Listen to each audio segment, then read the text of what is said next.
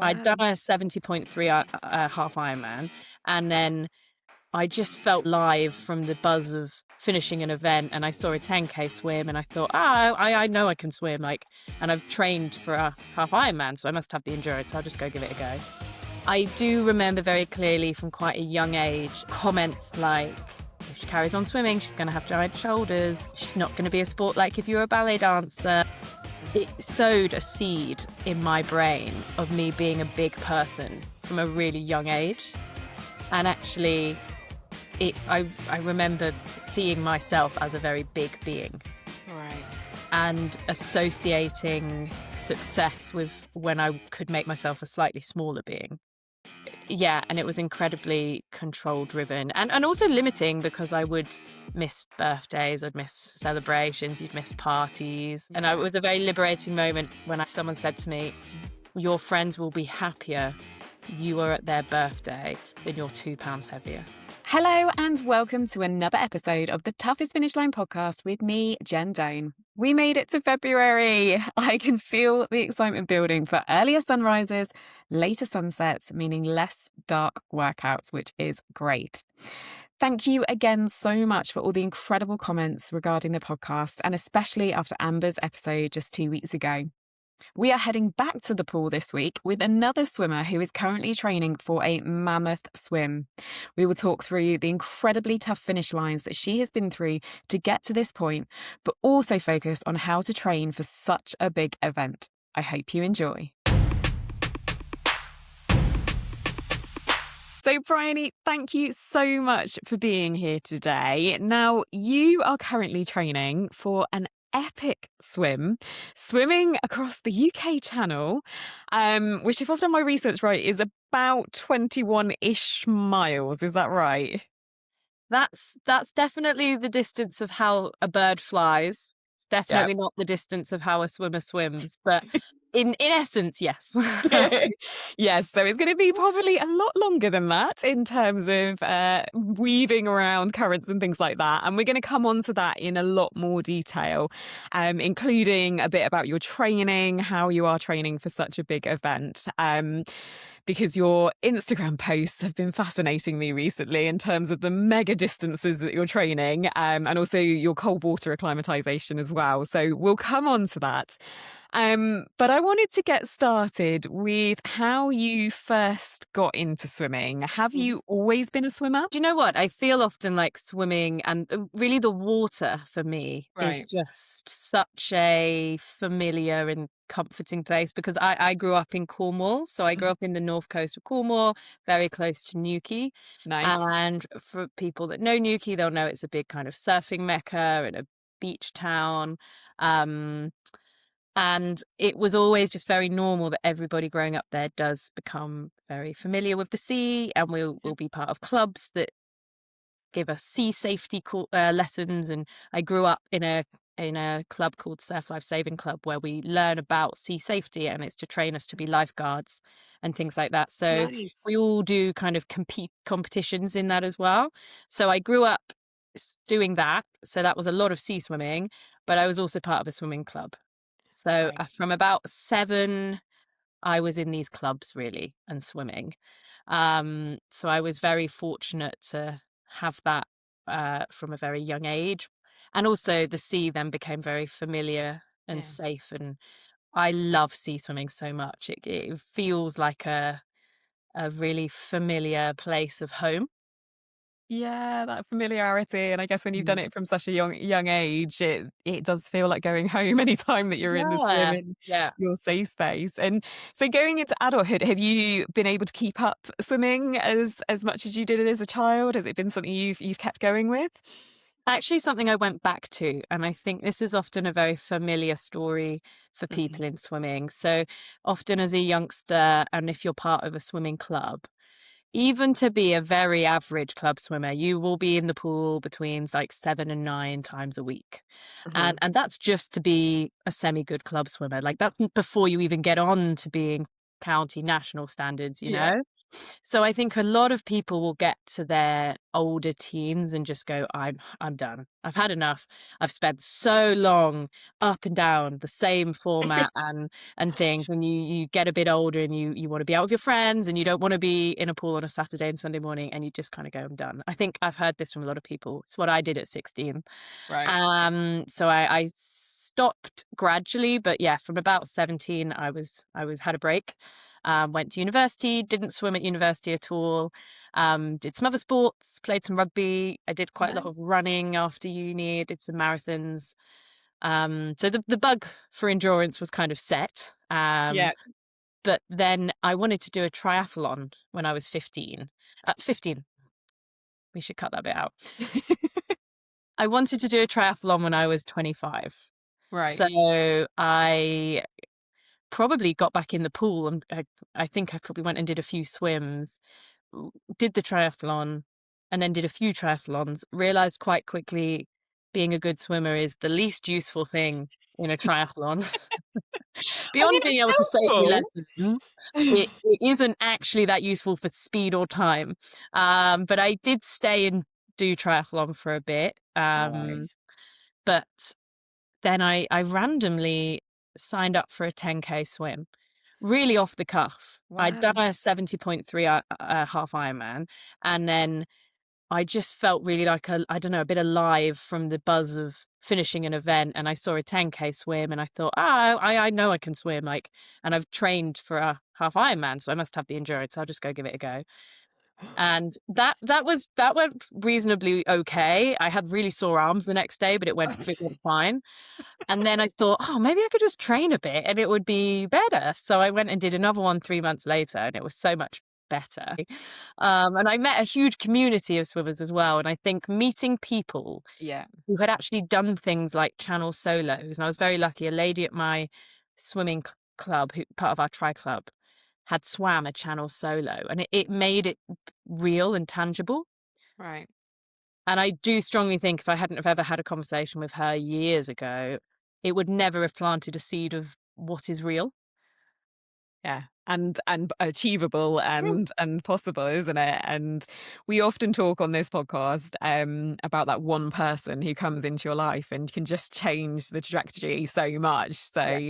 So yeah, just I think for everybody listening, it's looking out for that one person just to encourage you and to spark that fuel and go, let's go and do this. I can achieve something. So we will come back to your channel swim in a lot more detail because it's super exciting and I'm, as I say, I'm fascinated about your training and what you're working towards.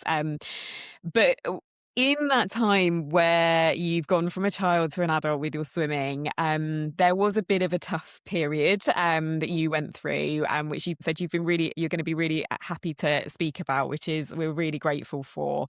And that's that you went through a period of having an eating disorder. And I know that eating disorders can present differently for different people. So are you happy to just share how it looked for you? And potentially how you first identified it. Yeah, absolutely. I think for myself, it was very linked to the era of time we kind of grew up in as millennials and what we saw around us and Yeah. what we heard being spoken about all the time, which was literally people around you, but also the media and what you would pick up. I remember being a kid and I used to flip through fashion magazines all the time. I was obsessed with that kind of thing. And I do remember very clearly from quite a young age with a sport like swimming, comments like, if she carries on swimming, she's going to have giant shoulders. Yeah. It's not going to be a sport like if you're a ballet dancer. And I really clearly remember hearing those, not to me, but around me. And, testament like to my parents for being like, off you go and you do your sport and carrying on and things. There wasn't like we folded to any outside pressure, but Mhm. it sowed a seed in my brain of me being a big person from a really young age. And actually I remember even in my being 16, 17, seeing myself as a very big being Right.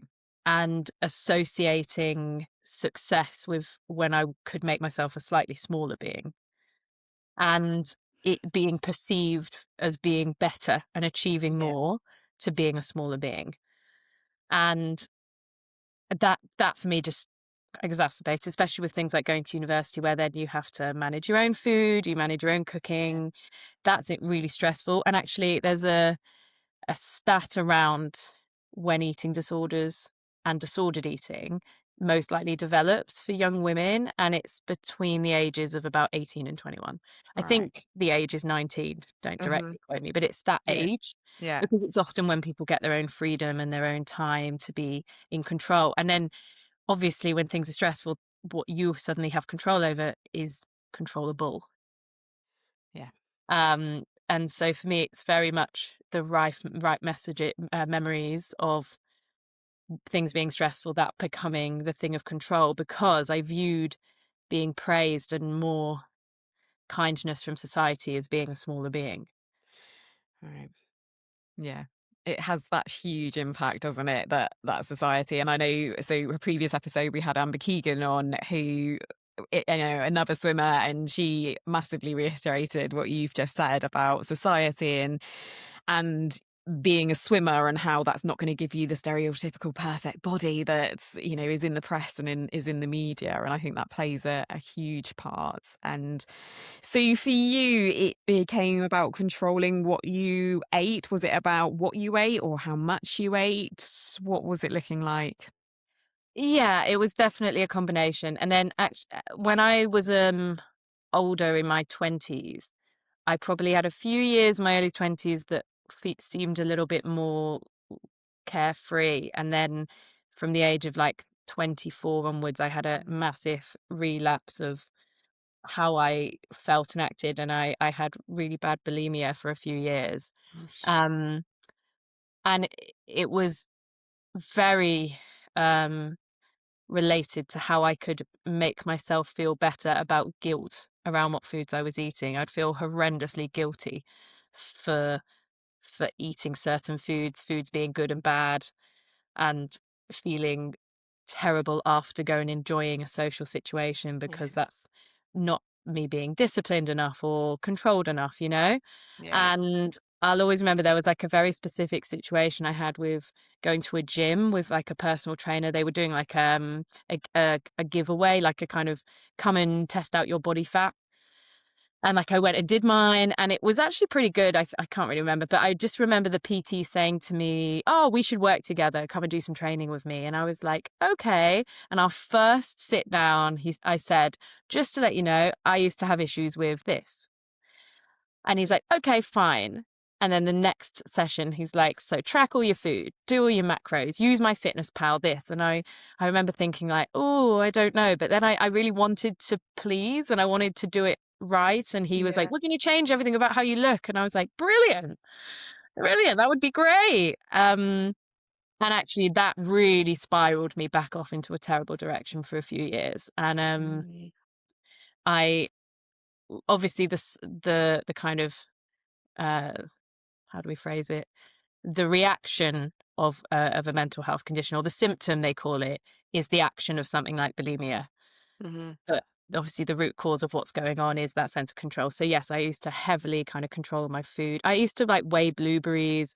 I'd measure every bit of milk. I for a long time would only eat like oats, so like make porridge and put Mm-hmm. protein powder in, because it was an incredibly easy meal to track macros in. And sometimes I'd feel like so exhausted to sit down to do my macros. I thought I'll just have porridge and protein powder and put some blueberries on. And literally, if you look at macros, it's like, yeah, you've hit all your targets. But that would mean for in a week, 10 of my meals were the same thing. So you're not getting any variety. You're not getting any nutrients. You're not getting any balanced diet. Mm. Um, so yeah, and it was incredibly control driven and also limiting, because I would miss birthdays, I'd miss celebrations, you'd miss parties Yeah. and things. And it Yeah. was a very liberating moment when I learnt about, someone said to me, your friends will be happier you are at their birthday than you're 2 pounds heavier. Yeah. It's a very powerful thing to say, isn't it? Yeah. And was that a family member or a friend or That was my therapist. right? Yeah. Yeah, I had amazing therapy actually with the NHS when I was living in Manchester, and I had cognitive behavioural therapy for a good 2.5 years. It was life changing. I always refer to it as like it released Bryony 2.0.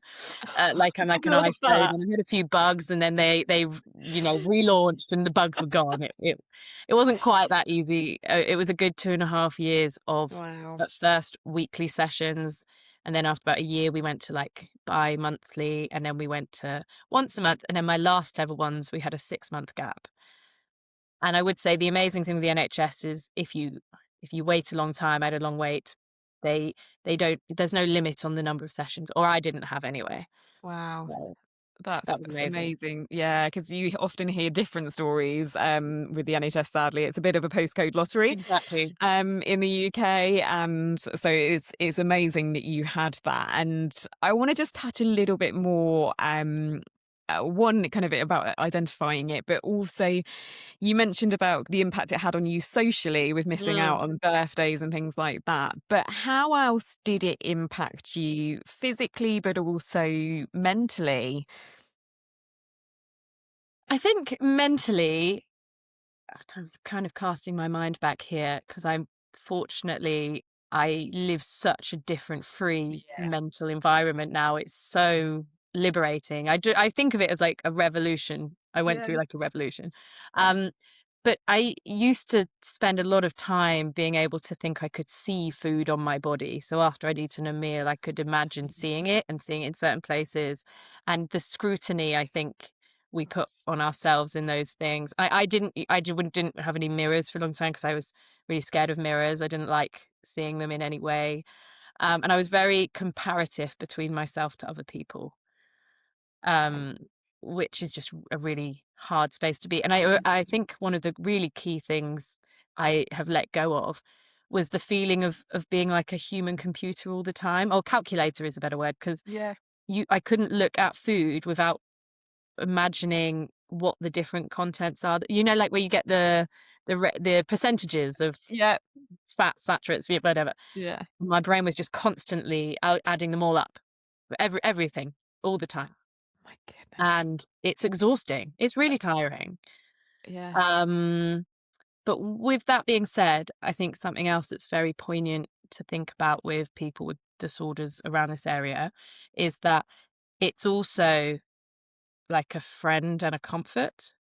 Yeah. So I remember starting therapy and saying to my partner at the time, I I'm really scared because who am I without this? Yeah. And I can't really remember a time of me without it. And it is like having to give up a relationship with a very toxic friend. And Wow. it's sad. And Yeah. also you're losing the thing that gives you joy. That was very hard. I remember very clearly for the first few months of therapy, it being a r this feeling of losing what gives you a feeling of being better, not of being better, but of feeling better. You know, Yeah. if you feel sad, you feel guilty, you feel these things, there's an action you can do that relieves Yeah. that, and then you had to learn to self-soothe and let go of that. Which is no Um, easy task at all. It's something that's made you for such a long period of your life, and having to change that, I can only imagine is very, very challenging. And so in line with that, was it that there was a day where you suddenly went, this isn't right? Or was there somebody that helped you to identify it so that you then went for therapy? um, yeah, I think there's a few different people that probably did help me get to a stage of going Um, to sit down with a doctor, which is a really unpleasant thing I to was going to do. say that's a big thing to do and Very to put yourself unpleasant. forward But for. I'd confided in a few very close people to me about what's going on. But also I'd confided to the actual extent because for a long time I had probably mentioned to people, oh, I've got a few issues around XYZ. But then I think something brains do very well with eating disorders is they really trick you. I always think there's like multiple parts of my brain really that could do that because it's actually kind of crazy, I think, sometimes, that there's a bit of my brain that's trying to so torment another part of my body when it is part of my body. Do you know what I mean? Yeah. Like, they're trying to really counteract each other to want to Yeah. not eat as much food. So I think you can really trick yourself into thinking you're not that bad. So I used to say that a lot to people. I'd be like, "Oh, I'm not very well," and then they'd see me a week later, and I go, "Oh, I think I'm just being really dramatic." And I used to genuinely think I'm being very dramatic. I'm actually fine. What am I Mm. talking about? This is no problem. Other people have far bigger problems. Yeah. I'm okay. And I almost like gaslit myself into believing that for a very long time. But then yeah, you have to come to a point of wanting to get better for you. And I think it probably got to a stage of feeling tired of being so sad and not able to go out to enjoy things, and the Yeah. stress that came along with that. Um, and just wanting to be in more of a really stable place, because otherwise it's a lot of up and downs. Mm. It's a lot of peaks and troughs, you know? Right. Um, and that, yeah, I went for a doctor's appointment, but to be honest, I would have gone to a doctor's appointment and left it thinking, I don't think I needed that. But the process between going to a doctor and getting therapy was 18 months. It's a long wait list A time. long time. Yeah. And I remember going to the first session, and I would have definitely not thought it was going to help. But I Yeah. was completely wrong, and it completely helped. It was amazing. Not overnight, but over a process of time, it helped. It absolutely changed everything. So it's, I don't know if there was one, for me, specific moment of Mm. clarity. It was a journey of Yeah. clarity and some support along the way. Mm. But it was you realizing it within yourself that actually I want to do this for me, that I imagine helped you get there, and is such a big thing, because I think that can be very difficult to do that, and to get yourself to the doctors yourself in the first place is, as we said, it's a huge thing. Um, and so so you mentioned about CBT and cognitive behavioral Yes. therapy. What type of things helped you through? Yeah. The things I remember really clearly doing with my therapist was we did a lot of talking through scenarios. So the beauty of kind of CBT is, I guess, talking away some of the fear. Right. I remember there's like a picture I used to see of two people talking about what CBT was, and one person had a ball of yarn that's completely folded, and then the therapist is pulling a strand. And Right. that really sums it up, because you basically talk apart this huge bundle of high emotion and stress, and the fact there were certain words I couldn't say out loud, and then we talked it to normality. Wow. And I think it's really amazing how they can take you from A to B, and take a scenario that would have been terrifying, and you talk about it enough that it's, you know, how to understand it and familiarize it. For example, we would do what's the worst case scenarios. So Hmm. like, he'd say, so what's going to happen if you go to a dinner? And I'd go, well, the worst thing, I'm going to eat loads of food, and then it's going to stick to my body. I'll gain loads of weight. And we'd walk down the line, and then it would be, well, what's the worst thing that happens if you gain weight? And eventually you'd get to a stage where the worst thing that could happen is basically nothing. Yeah. So he'd say, okay, you gained loads of weight. What's the worst thing that can happen? And, it all links back to you've gone for one meal. So what is the worst thing from one meal? Nothing that drastic. No. And we did that so many times. It's like, nothing drastic has happened. And that's when he would also say, do you think your friends would prefer you to have come to their birthday meal? Yes. So lots of those types of scenarios. Yeah. Um, I think talking around how to respond perhaps as well to like more negative comments and how to perceive things. Something I really strongly remember, and I've taken with me, and I still do this all the time, is also looking at body parts positively rather than negatively. So Okay. I can give you an example. I don't view myself as having amazing legs. I never have. Right. But there is that mindset of how amazing to have legs Yeah. that take me around, and I've cycled long distances on a bike on them. I've ran marathons. They've kicked me through loads of swims. So you can put all this hate on them, but they are what they are. They exist the way they exist. Hmm. I would I love them to be thinner? Yes, but also I'm very lucky to have them.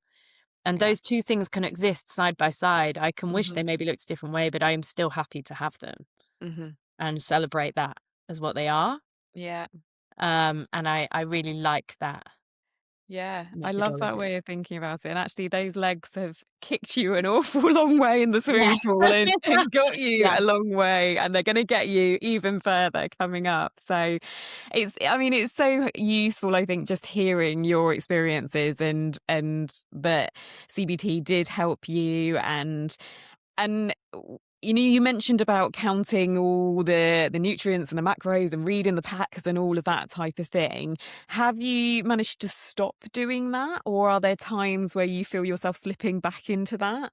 Yeah. Do you know, I've actually even managed to go full circle, and that has only been, and I will explain what I mean by that in a second, but that's only been in the last year. And I almost view the last 12 months of my life as being some of the best because of it's the first time in my life I've got to this stage of completion with how I view food. It's really amazing. And so to answer your question, I did stop macros and tracking and totally could relax with it. And then as I've got back into some endurance sport for quite a long time, I trained for a full distance triathlon, and I was adamant when I was training for that I would not go back to any of my old habits. And I wasn't ready then to Hmm. to go to go full circle to where I am now. I wasn't enough along the I was on the journey, but I wasn't done with the journey, you know? Yeah. And I didn't trust myself to then go into the minute details. And actually, I probably could have done better in some of my full distance training had I have really minutely scrutinized the training. But that doesn't matter. That's fine. I did one and I succeeded, and you know, Which is huge. great, yeah, yeah, yeah, yeah. But then in the last 2 years, and definitely the last year, I got really interested in how I could fuel my body in the best way it could be. And partly that was related to signing up for something like the channel. And I'd also, prior to the channel sign up, have two I have kind of two immunity deficiencies, and one of Oh them has gosh. physical symptoms. So I get it's called periodermatitis, which is a skin condition, and it's a way Right. your body tells you it's very stressed. And Okay. I had it for months and months and couldn't get rid of it. There's actually no cure, but you can manage it. And it's very related to things like microbiome, diet. Stress is Right. another one. It can also be strong skincare, but like it's such a combination of factors.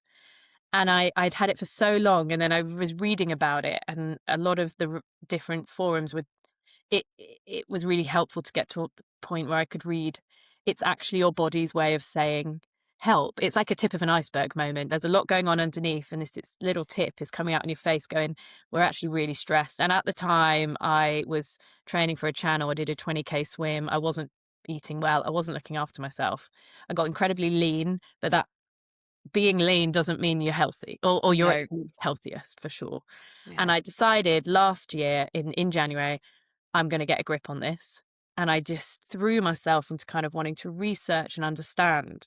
And it changed or completed my mindset now to viewing everything I want to put into my body is to make it work well. And it needs to be nurtured, and it needs to be treated with a lot of respect. And Yeah. it's I do sometimes now track macros, but it isn't to underfuel and obsess. It's because I'm like, I need to eat more carbs.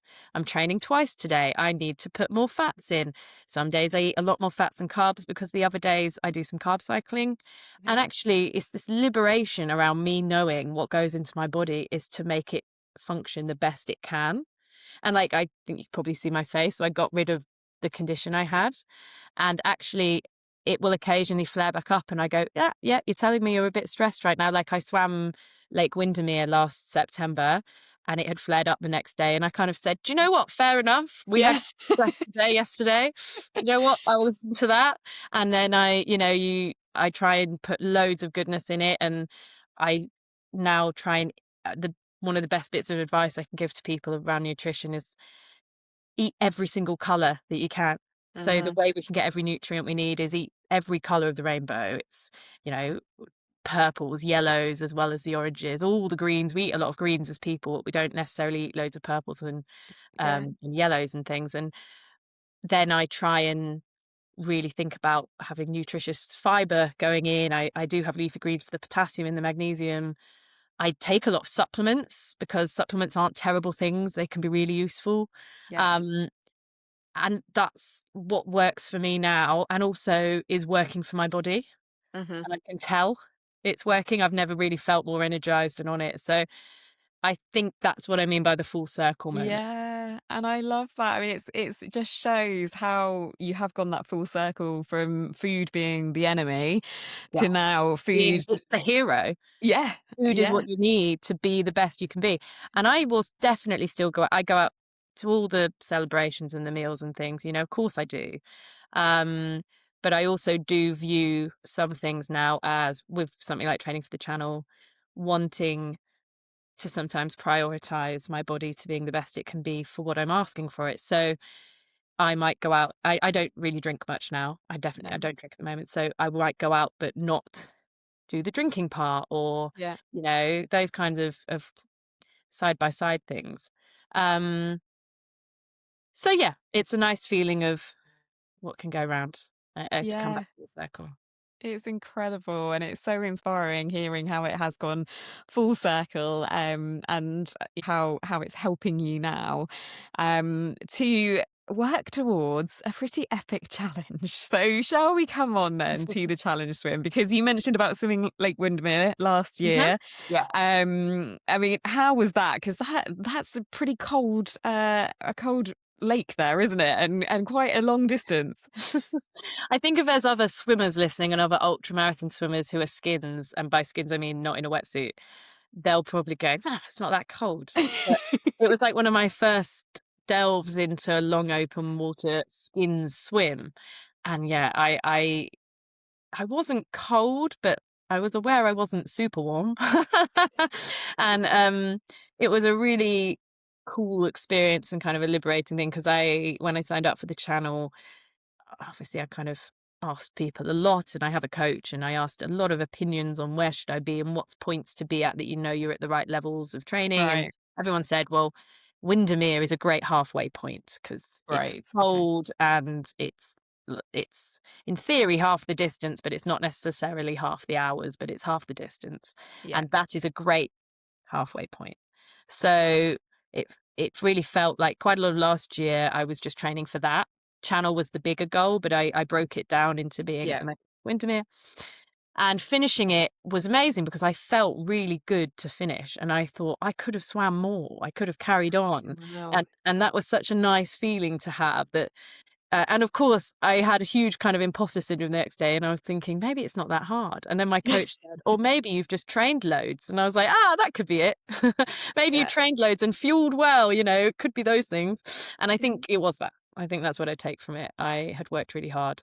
Yeah. Um, so yeah, so it was a really great experience. I can't say you do all of it and think this is great, I'm having the best time of my life. It's No. hard and it's challenging, and I think until you get to the halfway point sometimes of these big things, it's the mindset is tricky. You just think of how many hours ahead, but once you're over halfway it kind of flies a bit.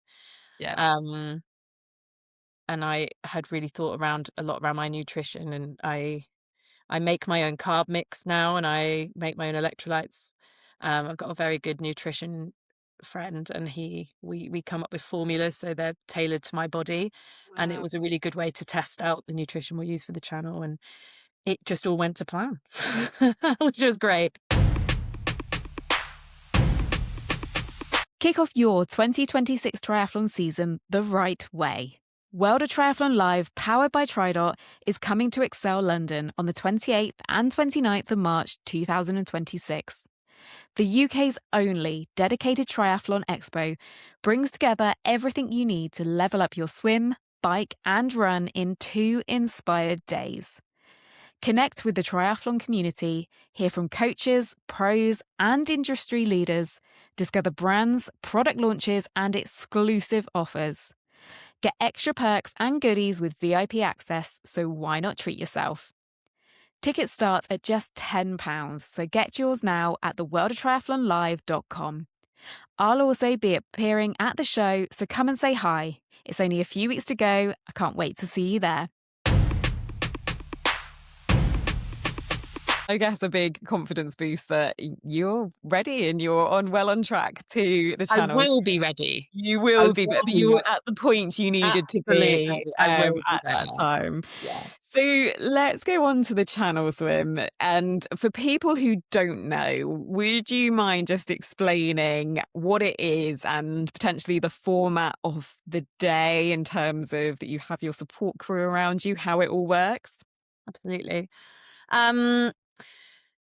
It's a very confusing area, really. So when you kind of sign up to swim the channel, you will ring up some pilots, and pilots are people that have boats that go across the channel. That's kind of their full-time job, taking people, not literally, but going across the channel in the summer, and someone will swim next to the boat if you're doing a solo for the whole time. And they have slots in their summers, and you ring up and you book a slot, but you have to book a slot really far ahead. So I rang up thinking I was booking a slot 2.5 years away. It's normally you book a slot 2.5 years away. They always come live in January, and normally it will be for 2.5 years ahead. Wow. I was very fortunate that I got a cancellation slot. So I had 18 months instead of 2.5 years, and I just thought, great. The other very cool thing I'll add in is the slot I have, which runs from the 29th of July to the 10th of August, because depending on weather, it can be any time between that. When there's a good weather window, out you go. My slot overlaps the date, which is 100 years since the first woman ever swam the channel. No Yes. way. So when I was told that, I was like, the stars have aligned. I'm such Absolutely. a big advocate for women in sport that it's meant to be. It's meant to be. So I had to take it. Um, and then I kind of started, so that was in the January. I started training in the March. So I have a coach who's from my tri club. She's great. She's actually never trained a channel swimmer before. And if anyone listening to this is thinking of a big challenge and they're finding a new coach, I think there is no problem that someone hasn't trained someone in something before. People have to do it the first time. Yeah. Yeah, I love that. But I knew her as a person. I know she's a great swimmer. She's a coach from my tri club who coaches swimming, and I knew how much she'd put into it. And actually, it's great because I'm one of her. She coaches 3 swimmers, and one of them is me. So I get almost like undivided attention. She's so focused on that, and I can meet up with her because she lives near me. So Oh, just a little amazing. shout out that if anyone is thinking of a coach that's pretty new, don't be put off. I love that. As a coach myself, I love Yes. that because Yeah. yes, as you say, everybody has to have their firsts, and Yeah. so yeah, amazing. So you've got your race window. So Yes. it could be any day depending on the weather, and obviously UK weather is Versatile. variable, shall we say? Yeah. Um, and so is there guidance on when you can go out and when you can't, depending on the weather? Is there set criteria, or is it how you're feeling? No, it's very much set, and it's not really Yeah. set in my control. It's very much by the pilot. So, as I kind of mentioned, pilots have the boats, they drive the boats, but they're also navigators. That's why we call them Right. pilots rather than captains. So Yeah. they have all this equipment in their boats that navigates the weather. And obviously it's a very busy shipping lane, so they have Yes. all of that type of navigation going on. Um, they are completely in charge when you go. And they call it the Dover coaster when you're waiting because it can be so up and down. I've done 2 channel relays, and the Right. first one we went on the actual tide we were meant to. It was I've been told since it's so rare, and actually it kind of lulled me into this false sense of security of like, oh, you just kind of go out when you do. And then the second year I did one, we were like on the Monday told we're going, then it was changed, then they said you might go on the Friday morning, then it was changed to the Wednesday night, then we ended up going on a Saturday morning. So it was a lot of toing and froing. Um, so yeah, you're completely open to the weather. it can often be as well because there will be multiple slots within your slot. So, for example, I have slot 2 on the date period I mentioned, Right. but someone else will have slot 1. Incidentally, the 10 Iron Women channel relay team have slot 1 for my slot, which is Oh, really very cool. amazing. For Yes. anyone that doesn't know 10 Iron Women, go and look them up. They're a very cool women's sport community group. Yep. So they have the slot 1, I have slot 2. So it could either be they go, come back, and then I will go, or the other way around. But there's also people that will have slot 3 and 4. So it's really about the prioritization. Mhm. And every pilot has like slot 1 to 4. So in Right. one good period of weather, he's trying to get 4 people out, or she is trying to get 4 people out, you know? Um, so hopefully that implies a little bit of how kind of you just have to sit back and wait. Yeah. Which is Uh, hard for the Managing nerves. nerves. Yes. Yeah. And you could be, I know swimmers who have been on the dock, you know, waiting to get on the boat, and the pilot comes and goes, no. And that could be 3 in the morning. So you just go back to bed and maybe you're out at 9 a.m. the next day. So you're not even really in your most prime No. state. I know quite a few channel swimmers who said, well, I didn't sleep the night before because I had to be up at 2 a.m. I tried to get into bed at 10 and I was just wide awake. So Yeah. You're not in your, as you say, your prime state and ready to yeah. go. It's just whenever you can go.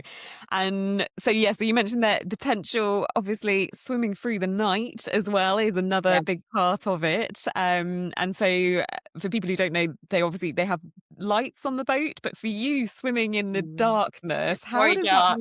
yeah, how does it work? There is some lights on the boat, and there's a spotlight for the people on the boat who are your crew to watch you, because we have this thing, especially at night, eyes are always on the swimmer. So someone will always have eyes on.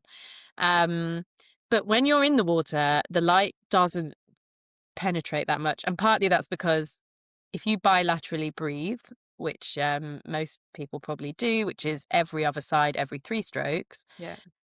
that would basically mean that 75% of the time you're in darkness, because you're either looking out to the side, which is very dark, or your face is in pitch black water. It's only one breath every 3 or whatever, or every 6 is in the light. So it's really overwhelmingly quite dark, and you have to be very okay with being in such black water. And like the first relay I did, I started us off at 3 a.m. And I don't know if much prepares you for the first jumping into the black water. I don't think there'd even be a way until you do it. It's very hard to prepare in Yeah. any way, because it's very you can't replicate swimming at night because it's so dangerous unless you go to an incredibly rare controlled place. But you know, just going down to the sea and getting in at night is so dangerous. Please don't recommend for anyone to go and do that. Yeah. So you just have to jump in and off you go. And you know, did swim off and had really strong thoughts about sharks, and I'm thinking of a How do you shark not? coming up and eating me. And then I was thinking, oh, there's no sharks in the channel. Well, there's definitely no sharks that will eat you in the channel. But then I thought, but if I've ever been close to being eaten by a shark, this is the closest I'll ever be. And then I thought, oh, you just need to stop. Brain needs to shut up. I just was like, this needs to go in a box and I need to shut it. I can't be thinking about being the closest I'll ever be to sharks eating me. Yeah. I mean, yeah. I mean, as you say, trying to train for that is virtually impossible unless you're in a very controlled place that Yeah. you've got support and people around you. And I imagine quite disorientating in the dark, let alone trying to keep your brain stopping these negative, scary thoughts coming into Oh, play. Did you definitely. have strategies when you were on the relay that you'll be able to use on your solo trip that just keep your mind at peace? And what do you think about in that time? Mm. So I definitely do. I am also very aware, though, that I think when I finished relay, the first relay I did, I thought, I've probably just done either the sprint or Olympic triathlon equivalent if you compared a solo to being an Ironman. I did think that. I thought, wow, that was quite hard, and yet this is probably a dip in the ocean compared to that. So I'm very aware that having done 2 relays is great, but it's going to be such a Such a a different big story, yeah. um, but definitely also for things like Windermere and I've done 15K swims before, and the 15K I did was really hard because I was undertrained. I have some strategies where I like to think some different kind of mantras. Okay. So I love the mantra of, I can do hard things. So I like to tell myself I can do hard things. I also really like a line which is, "I didn't come this far to only come this far." Love that. And I think that's a really cool, Yeah. strong one. I often do a lot of visualization, so I really like visualizing the end. And, Yep. like, it's visualizing simple things, isn't it? Like, the hugs from my parents when it finishes Mm. and friends, and it almost wells me up when I think about some of that now, Yeah. and I have definitely done that with other events and just, people being around you to share the joy. Um, yeah, and seeing the end, and, with the channel, you may not end on a nice beach, you might just touch a rock. But when I envision it, it's a beach. Absolutely. Yeah, absolutely. With a nice, cocktail Yeah, at the end yeah. and Yeah, definitely. There's actually a very funny thing at the end. So the second relay I did, we did end on a beach and we all got to swim in, but first of all, one swimmer goes in. But you have to be very careful that no one touches you until the observer says you're finished. So they put a hand up. So when you first hit the beach, you have to basically tell all these people to stay away from you because a lot of people want to come over and say Of course. congrats, and you have to be like, get away, get away. So you have to kind of be prepared to be pushing people off. Yeah, wow. I think, yeah, I mean, it's just so exciting and such a mammoth thing. And, we mentioned that in direct line, it's 20 Yeah. 21 miles and to that finish line. And so there's a lot of thinking time. And yeah, focusing on that finish line must be a big help. And I love that phrase that you just mentioned about how far you've come. You haven't done all of that to only go this far is definitely one I think I'll be taking away to use in my training and races. And so coming on get a bit more to your training then, because I Yeah. saw one of your posts today that was talking about a 20K Yes. and how it was not a run 20K, but a 20K swim, which is just massive in terms of distance as a training session. So I have to also confess that that wasn't a training session on its own, that was an event. So yes, I did but a it's part 20K that's part of your event. build up, Yeah, isn't no, it? that's true. To That's the true. race. It's part of getting you there. It's not your weekly, maybe not your weekly session, but it's part of the journey to the to the finish line. So what is your training looking like at the moment? What types of things are you doing and what distances are you doing? Yeah. It's an interesting thing with channel swimming because there is an element of the distance you're covering, but there's also a big element of we view it as hours Hmm. rather than sometimes distances, and that's because you have to view the channel as hours you swim because it can be between 12 and 16 hours. So 12 on a great day, 16 plus on a bad day, and the bad day being the weather comes in, the tide changes, you don't hit the tide at the right time. It's very versatile. So we don't really view it as distance. Hmm. And 12 to 16 hours is a huge contingency. So that's why I envision I am training for 16-hour swim. Mm, How I yeah. like to view it, or 16 plus. Um, so, but with that being said, in the winter months, it is a lot of time in the pool because obviously you're very limited to the open water and you're definitely not going in any open water for long periods of time. So it's heavy in the pool. We kind of call it building up endurance, but also technique work and things like that. Um, so I will swim 4 or 5 times a week at the Mhm. moment. That will probably build up to six a little closer. Um, and then obviously build up to six when maybe something becomes an open water swim session and things.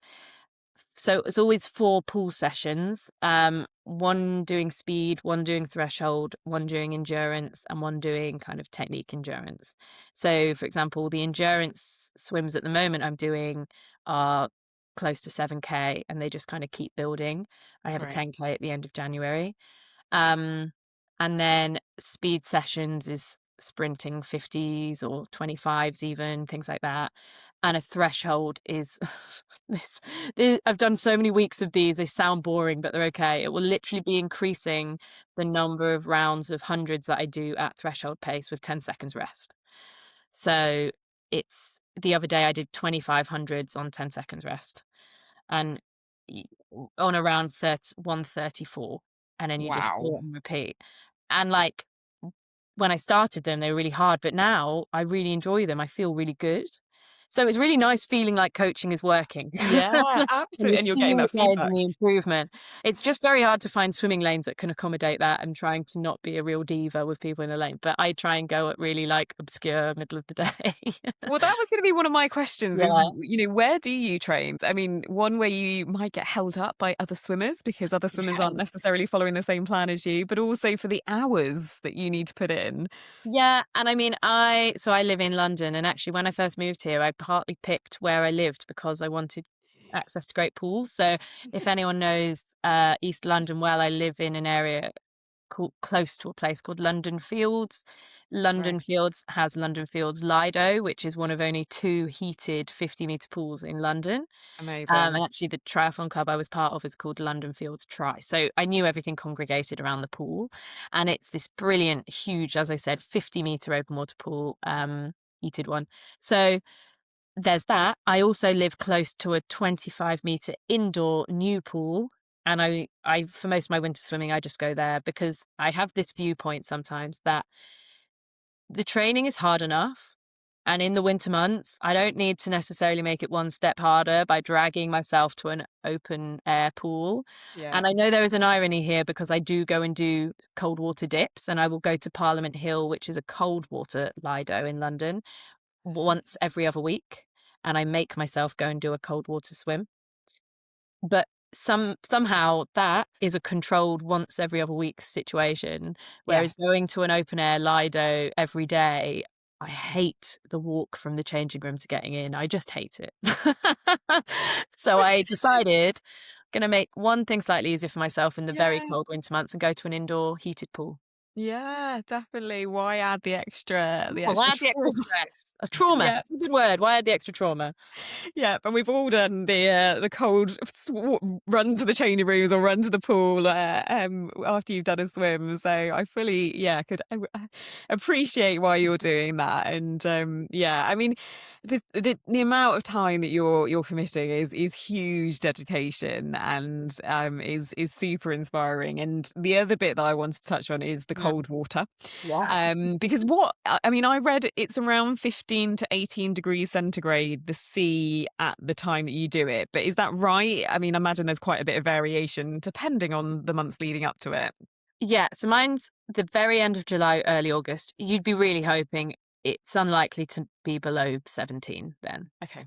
But 17 daytime and nighttime does feel quite different. And Yeah. also sunlight being on you, 17 feels quite different. Honestly, if it was a sunny day and it was 17, that's tropical, probably.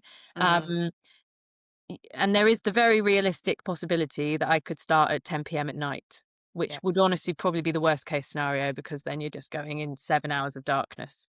Best case, you start at like 6 a.m., Hmm. probably 14 hours of daylight, 15 hours of Yeah. daylight. Yeah. Um, but prepare for the worst, hope for the best. So I decided, and I hadn't been a cold water swimmer at all before I did a first channel relay. I hated the cold water. I grew up in Cornwall. We were always in wetsuits. Even on Yeah. the hottest day of the year, we'd still put a wetsuit on.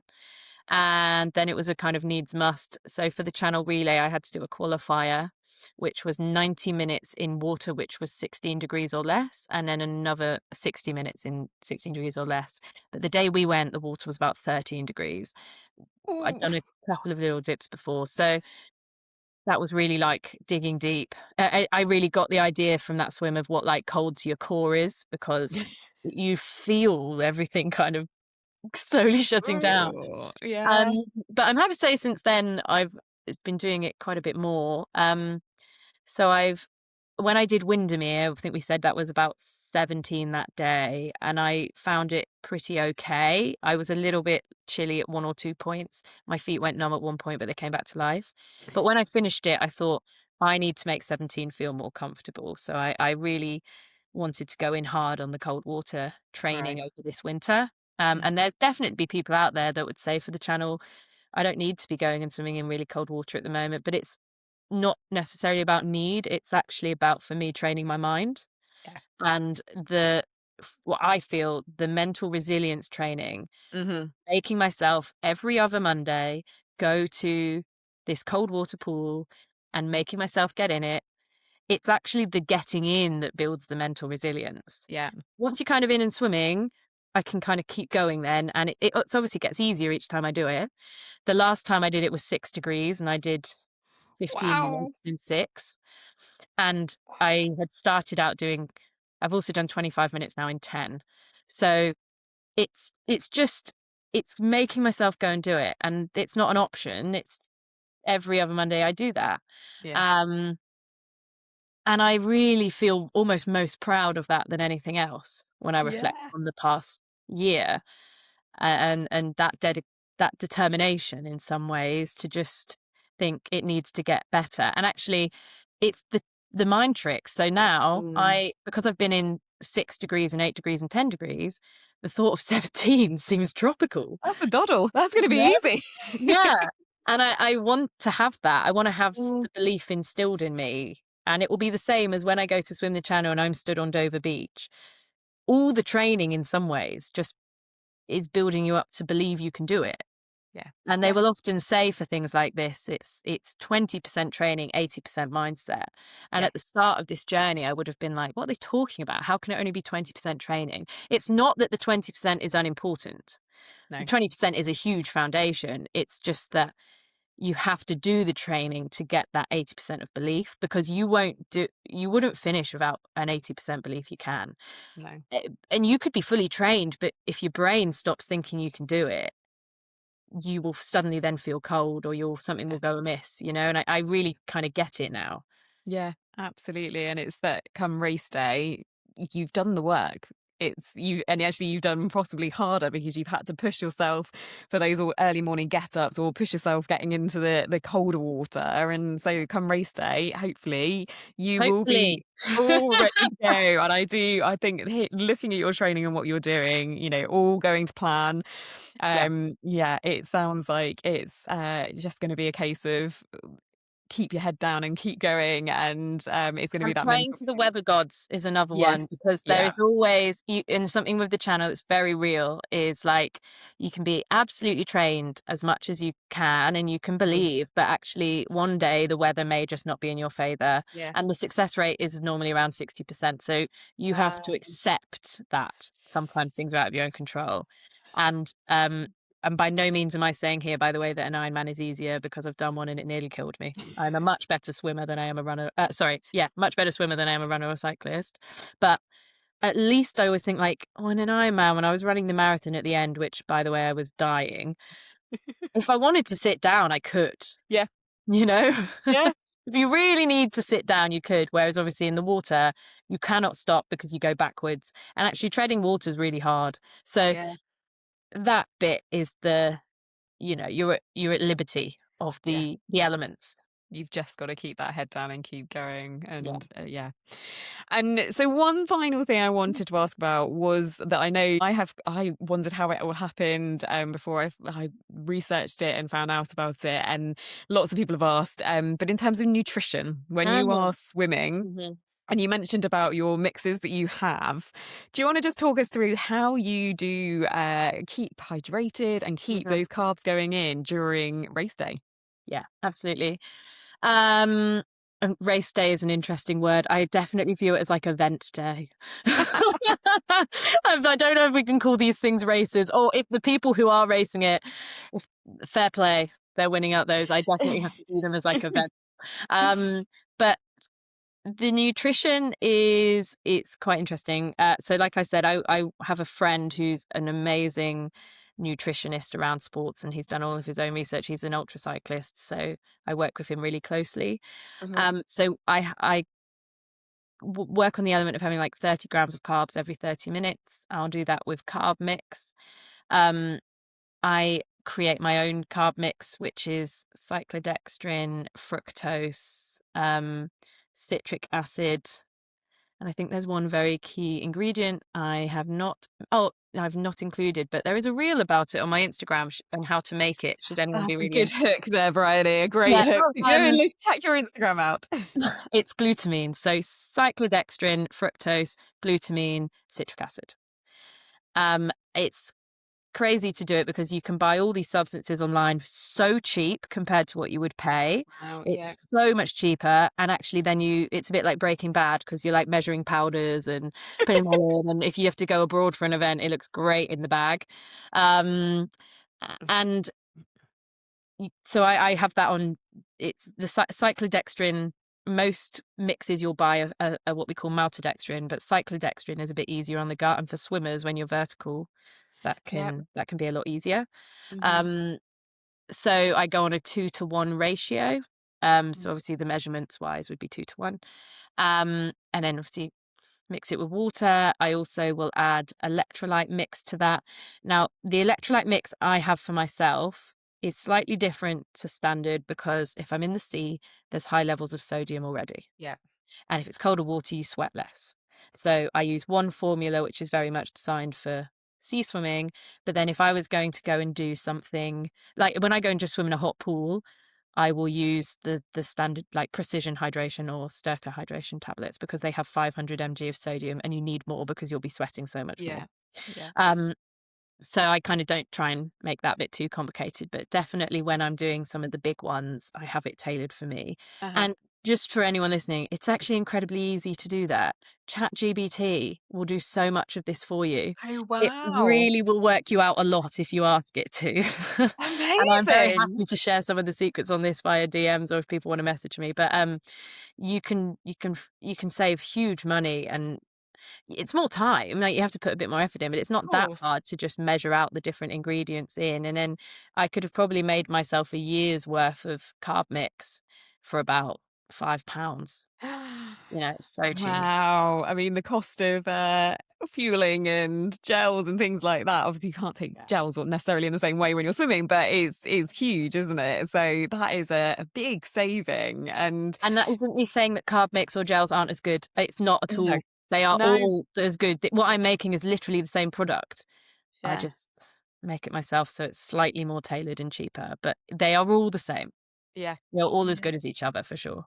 Yeah, amazing. And so, so you have your mix, and that's thrown overboard to you. How does it work? Yeah, it is in the channel. They will throw it probably like sport bottles filled up. So there's a big thing with also these things, whether you want hot feeds or cold feeds. And I will probably have hot feeds because in theory it warms you up a bit as well. And if you feel a bit Mm. cold, have a hot feed. When I, for example, did Windermere, I swam and had my own nutrition in my tow float. So I had a camel pack of carb Right. mix and I had to also then work out how much carb mix. So like 30 grams was roughly 250 mils. That was like 13 slurps. So every 30 minutes, I'm like, carry on. There was also some jelly babies. They were giving you out on some spotted boats. So I had jelly babies. We're still working through, I think, for the channel exactly Mm, what other things I'll eat because I need to do some of the big training swims in the sea, which is yeah. from spring onwards, to see like what do you crave, what do I want, and Mm, people sometimes want something slightly salty or something sweeter, like tinned peaches is something people talk about. Obviously, you want like a high okay. glycemic index, and but it needs to be really easy to swallow and chew Yeah. because we're trying to be so rapid.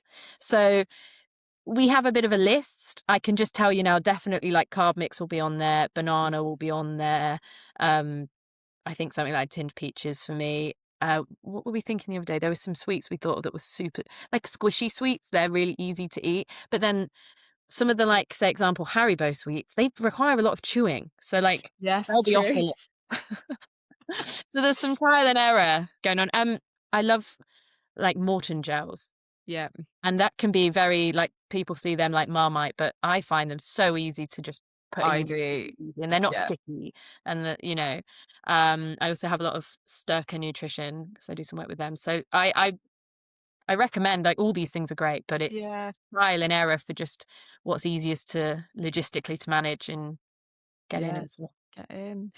Oh, Bryony, it's just I could talk to you for hours because it's just so interesting hearing what you're doing and thinking back to what you went through, where food, as we said, was the enemy, and now it's fueling your body to do some incredible things, and seeing it in a completely different light is so inspiring to see how you've come through that. And as you say, you've gone through that full circle. So thank you so much for your time Of course. today. If people do want to follow your story and see how it goes with the Channel Swim, what's the best way for them to do that? Yeah. So I have a swimming Instagram page, so that's Bryony Eve Swims. That's definitely the best way to kind of probably see. I mean, I'm also on Strava as Bryony Eve, but I don't know if that's quite as transparent on everything I'm doing. Um, and yeah, no, thank you for having me. It's really nice to kind of talk about the journey, and it really does kind of remind me the full circle, because I don't often spend as much time now reflecting on what I've come through in the past, because I'm Yeah. living my best kind of current Yeah. self, right? And it's nice to remember that. And actually, something I'm doing at the moment is I'm studying performance nutrition. And I'm Oh, specifically studying, well, I'm studying it generally, but I'm specifically want to work later with some people around, with women around fueling performance nutrition for women, I love because that. it's so niched. Yeah, But all the data and history and science we've got is just generalized, and it's men generalized. So absolutely. I really want to take that on a kind of future journey as well. Yeah, and that's again, it just shows how you've come through so far from where Yeah, you were to it would then have go been and really scary, and now it's yeah, it could exciting. become a big part of your life in the future, but in a positive way and as your Yes. job and supporting other Yeah. people. That's incredible. So, Bryony, thank you so much for your time. We will share your Instagram handle, and we wish you all the best with your Channel Swim. I can't wait to see you cross that finish line. Thank you.